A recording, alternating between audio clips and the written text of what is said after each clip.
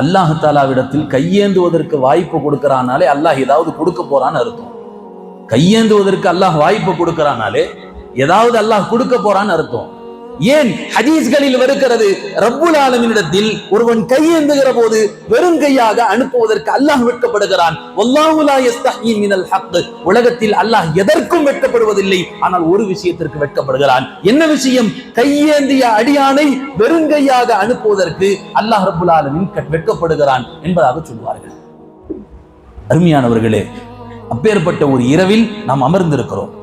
இந்த இரவில் என்ன கேட்டாலும் கிடைத்துவிடும். என்ன கேட்டாலும் கிடைச்சிருமா?